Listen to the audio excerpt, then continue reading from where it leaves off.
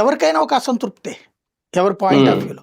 ఇప్పుడు ఈనాడుకి, జ్యోతికి, ఆర్రజన్ ఛానళ్ళకి ప్రభుత్వం వైపు నుంచి గట్టి సహకారం ఉందండి. ఇది ఆర్థిక సహకారమా, ప్రభుత్వ అదనపు సహకారమా? ఇప్పుడు పవన్ కళ్యాణ్ని ఫోకస్ చేస్తా పవన్ని నెత్తిన పెట్టుకున్నటువంటి ఆ ప్రైమ్ 9కో 99కో వాళ్ళకి ఏమన్నా వీళ్ళు ఏమన్నా చేస్తున్నది గవర్నమెంట్? వీళ్ళతో సమానంగా చూడాలి కదా. అలాగేం చూడబడట్లేదు వాళ్ళు.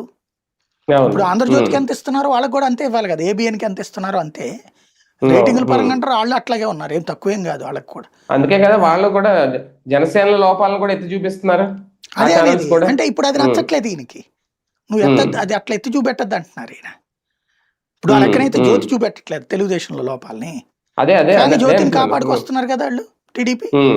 మరి నువ్వు ఎందుకు నిన్ను నమ్ముకున్నోడే నువ్వు చూడవు.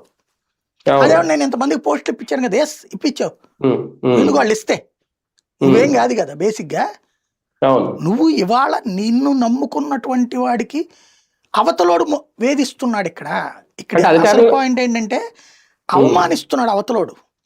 ఇప్పుడు సింపుల్ అండి, ఇవాళ మన అందరం కూర్చుని ఉన్నాం, ఒక విఐపి వచ్చాడు, మీరు పక్కన కూర్చుని ఉన్నారు, నేను ఇదిగో మా శేఖర్ మా కొలీగ్ అండి అని చెప్తే ఓకే మీకు. నేను చెప్పలేదు, మేమిద్దరం మాట్లాడేసుకున్నాం, వదిలేశాను. మీరు అక్కడ బయట నుంచుని ఉన్నారు, లేదా కూర్చుని ఉన్నారు, లేదా పక్కనే కుర్చీలో కూర్చుని ఉన్నారు.